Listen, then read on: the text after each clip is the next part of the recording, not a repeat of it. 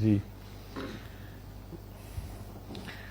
ہم اور آپ، یہ آپ کے سوال کا جواب ہے، گناہ گار ملامتی لوگ ہیں. تو آپ کے سوال کا جواب ہے کیونکہ آپ ملامتی ہیں. ہمارے ذمہ اللہ کی طرف سے اس کی مخلوق سے بے غرض اور بے لوث پیار کرنا ہے. مردہ زندہ کرنے کا دور گیا، وہ اب سائنسدان بھی کر لیتے ہیں. اب مردہ دلوں کو زندہ کرنا چاہیے.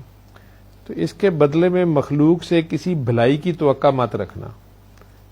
ان سے اگر کوئی بھی امید دانستہ یا غیر دانستہ طور پر لگائی بھی تو بدلے میں ان سے ملامت اور درد ہی ملتا ہے.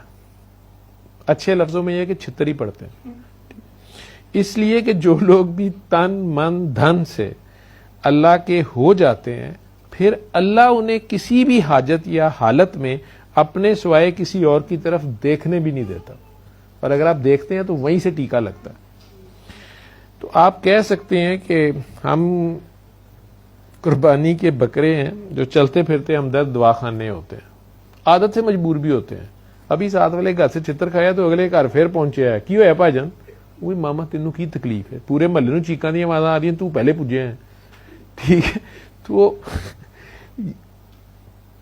وہاں پہنچ کے بھی آخر میں پھر ملامت ہی ملتی ہے. تو اسے ہم کہتے ہیں پیمنٹ آ گئی ہے.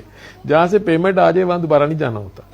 ٹھیک ہے، تو اب خاموشی سے فی الحال خوشی خوشی اس کی مخلوق کو ہوا کی طرح میسر رہیں، اور اگر ہر اچھائی کی توفیق اللہ کی طرف سے ہے تو اجر بھی پھر اسی کی ذمہ ہے.